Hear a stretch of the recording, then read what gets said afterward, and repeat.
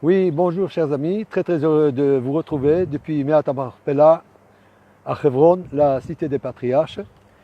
Cette semaine, nous allons entamer la lecture de la paracha de Balak. C'est une paracha très intéressante et il y a des personnages vraiment hors du commun qu'on va retrouver. La paracha de Balak, ce que nous dit tout d'abord Rashi, c'est que Balak était le roi de Moab à ce moment-là. Autrement dit que Balak, lui, n'était pas du tout d'une lignée royale et que après que Moab a vu que Sihon, le roi des Émoris, a été tué et défait par Béné Israël, il a eu peur et qu'est-ce qu'il a fait? Il s'est uni avec Midian et Moab, en fait, en général, ils étaient en guerre et là, ils ont fait front commun contre Am Israël. Et là, nous allons voir que ce roi Balak, lui, une fois qu'il a vu ce qui s'est passé parce que le monde était quand même au courant de ce qu'avait fait Akadosh Baruch Hu à Am Israël en Égypte et aussi à la sortie d'Égypte, le Kriyat Yamsouf et aussi la défaite de Og qui était un géant et de Sihon lui aussi était un géant. Donc là, les Goïms étaient totalement désespérés et c'est pour la raison pour laquelle, comme nous allons voir là, Balak, qu'est-ce qu'il va faire? Il ne va pas envoyer il ne va pas réunir ses troupes. Lui, ce qu'il va faire, il va essayer d'utiliser ce que nous appellerions une arme non conventionnelle. Et quelle était cette arme conventionnelle? Il s'est dit, puisque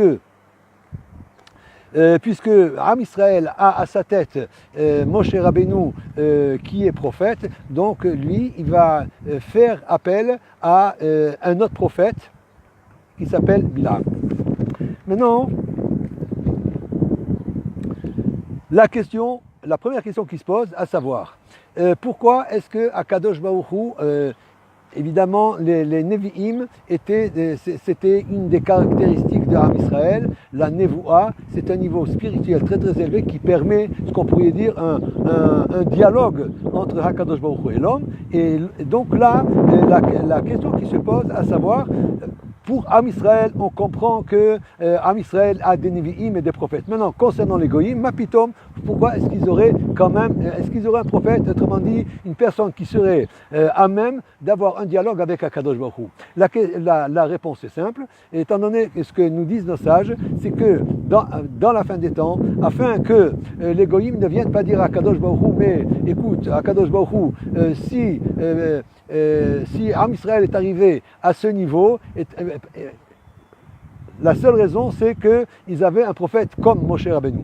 Ce qu'a fait Akadosh Baruch Hu, donc il a donné la prophétie à un des Goïm, parmi eux donc, à Bilham, mais là, c'est-à-dire c'est pour enlever tout prétexte aux Goïm. Pourquoi est-ce que ce ne sont pas...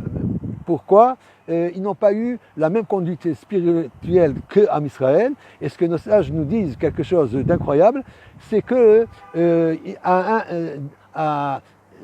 dans un certain point, la prophétie de Bilham était supérieure à celle de Moshe.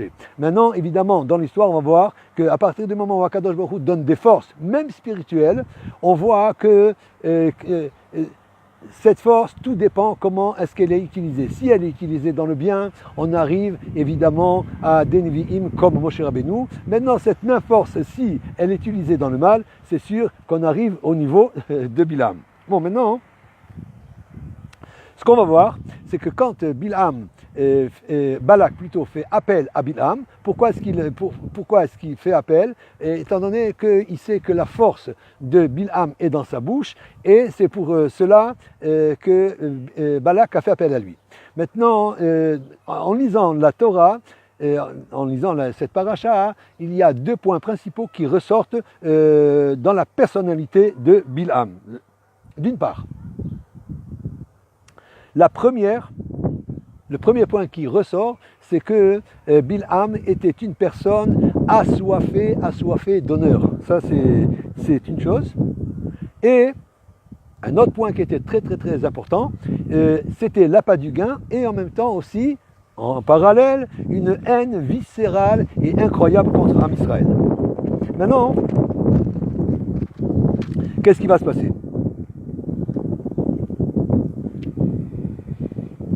Comment est-ce qu'on voit que Bilham était attaché, c'est-à-dire comment est-ce qu'on voit que Bilham était attaché aux honneurs? C'est que lorsque la première délégation de Balak arrive chez lui, quelle est la réponse qu'il donne à sa délégation? Pourquoi est-ce qu'il ne veut pas venir? Et qu'est-ce qu'il dit? Il dit Akadosh Baruch Hu ne m'a pas laissé venir avec vous, c'est-à-dire que votre niveau n'est pas assez n'est pas assez élevé par rapport à ma personnalité. Ça, c'est une chose.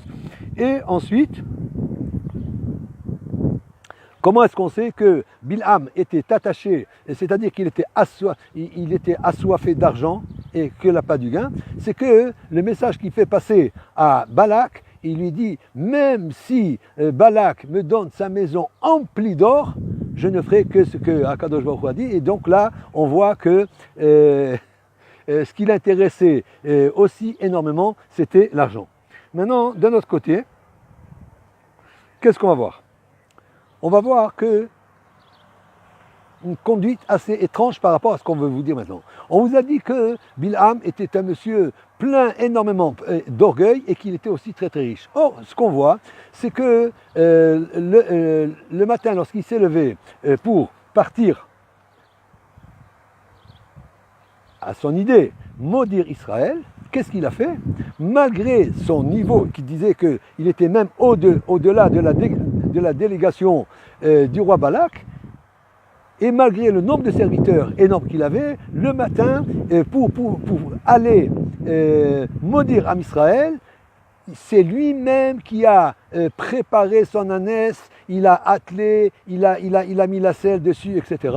Et le verset nous cite, le verset nous utilise des termes, Vayashkem Bilham Baboker, c'est-à-dire que Bilham s'est levé très très tôt. Et à ce moment-là, nos sages nous disent, Racha, toi, tu t'es levé tôt pour maudire Israël, mais il y a déjà Kidem Otrem et Kidem Otra Avihem, et à savoir que Akadosh Baruch Hu dit à Bilham, espèce de rachat, toi tu te lèves très très très tôt pour maudire mon peuple, mais sache que déjà, leur père, il s'est déjà levé très très très très tôt quand il voulait faire la Akida de Yitzhak, et par voie de conséquent, ça c'est pas quelque chose qui va pouvoir t'aider.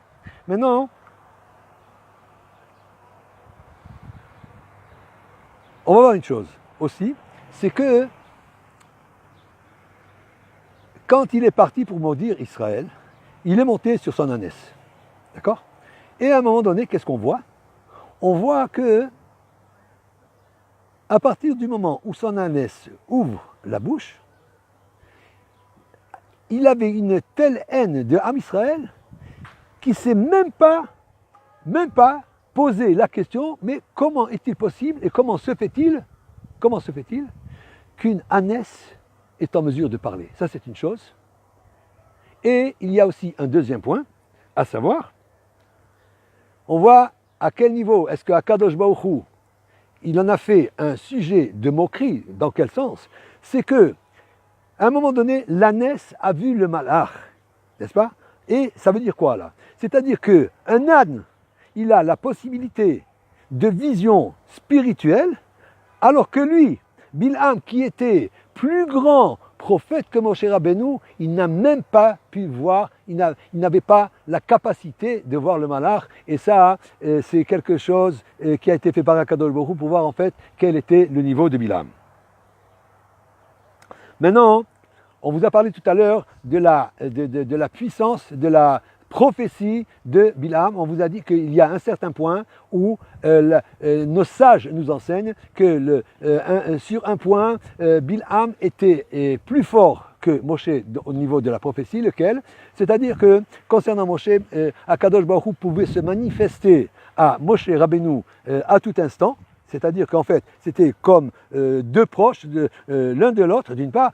Par contre, Bilham, lui, avait un secret, c'était dans le mal. Quel était ce secret qu'il possédait? C'est que Bilham était en mesure de savoir quel était le moment précis où il y avait la midatadin et la colère chez Akadosh Baruch Hu, et Bilham voulait absolument tout faire pour saisir ce moment bien bien précis pour maudire Am Israël. Maintenant,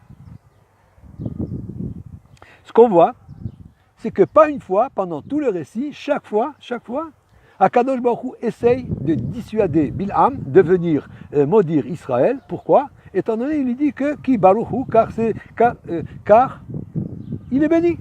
Et malgré tout, bien que sachant que c'est la volonté de Akadosh Baruch Hu de bénir Am Israël, Bil'am, avec une effronterie, avec une haine, lui, il veut absolument maudire Am Israël. Et là, c'est le moment de rapporter un événement extraordinaire, chers frères et sœurs. Quelque chose d'extraordinaire qu'on découvre dans la paracha. Mais en même temps, c'est-à-dire que là, qu'est-ce qu'on voit? Je vais partager avec vous quelque chose qui m'a interpellé énormément. Laquelle?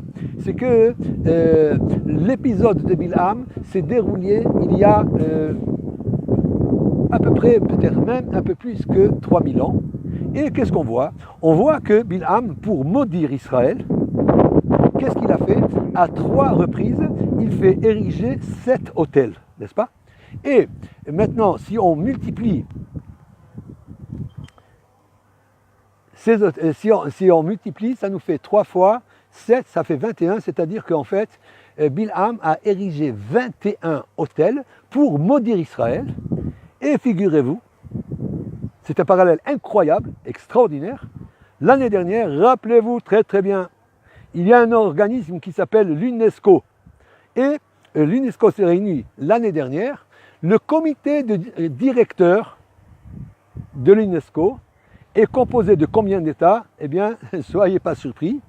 Il est composé de 20, exactement comme le nombre d'autels de Bil'am, il est composé de 21 membres, ce conseil consultatif de l'UNESCO.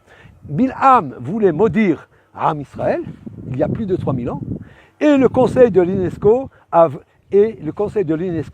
voulu retirer tout lien, toute appartenance de Am Israël et à Yerushalayim, de la même manière aussi tout lien et toute appartenance de Hebron et de Ma'at Marpella avec Am Israël, et de la même manière que nous avons vu que les malédictions de Bil'am ont mené à une bénédiction, de la même manière le conseil consultatif de l'UNESCO, les 21 membres, avec leurs décisions, en fait, vont amener que des brachot à Am Israël. Maintenant, concernant le déroulement des prophéties de Bil'am. Là, quand on lit de la manière dont ça s'est déroulé, de la manière dont c'est décrit par le verset, qu'est-ce qu'on voit? On a l'impression d'assister en fait à un scénario de Tex Avery. Dans quel sens? C'est-à-dire que chaque fois que Bil'am voulait parler, qu'est-ce que lui disait Akadosh Baruch Hu? Akadosh Baruch Hu il a mis les paroles dans la bouche de Bil'am, et donc Bil'am il a couru vers les autels, et en fait il récitait cette bande magnétique qui était dans sa bouche, qu'avait mis Akadosh Baruch Hu, et il l'a récité. En fait, là on voit que le rôle de Bil'am lui-même n'a pas pu parler, qu'en fait c'était un magnétophone qui reproduisait les paroles qui lui avaient été dites et qui lui avaient été dictées par Hakadosh Baruch Hu, et que de lui-même il n'avait pas eu la possibilité de ne prononcer qu'une seule parole de son fait.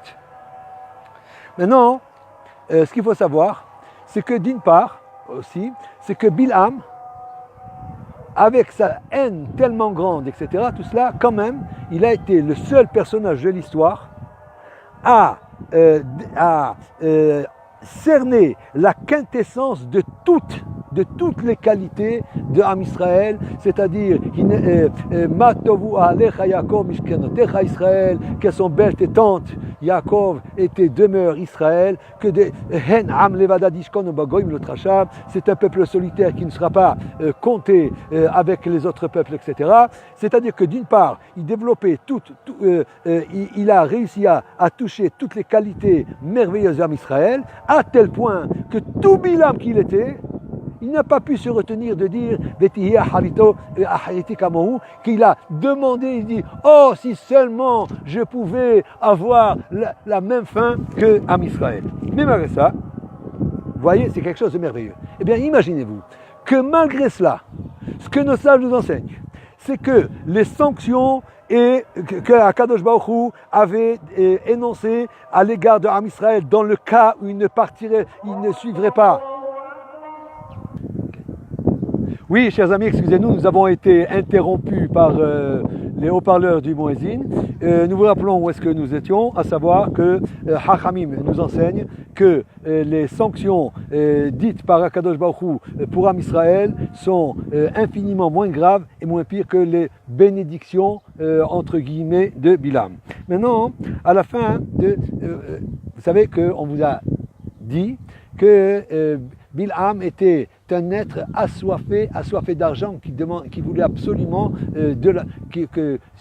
il avait l'appât du gain et de l'or. Or, ce qu'on va voir, on va voir quelque chose d'incroyable. C'est-à-dire, c'est que malgré son orgueil et malgré son amour de l'argent, la haine que Bilham avait contre Am Israël était encore plus forte que tout. La preuve, c'est que quand il a vu que Hakadosh Baruch Hu l'a empêché par tous les moyens de déverser son venin, eh bien, malgré son amour de l'argent, il a donné un conseil pro bono, autrement dit gratuitement, à Balak, même sans argent, alors que lui adorait tellement l'argent, et c'est un conseil très très très grave pour Am Israël.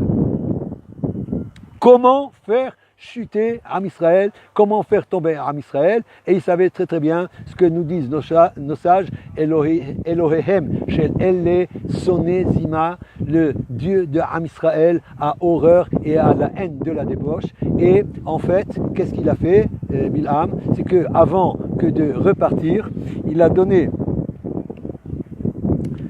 une idée qu'on pourrait appeler de bilhamique et satanique. C'est la même chose, c'est un pléonasme, et qui a failli, d'une part qui a coûté très cher à Israël, n'est-ce pas, mais qui aurait coûté infiniment plus cher, n'était-ce la suite de la paracha de la semaine prochaine.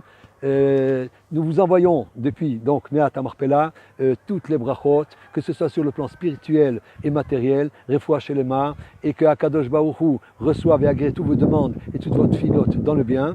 Et nous espérons, Bezat Hashem, vous revoir la semaine prochaine. Évidemment, nous vous attendons toujours très nombreux à venir voir papa et maman. Kol habrachot, Toda.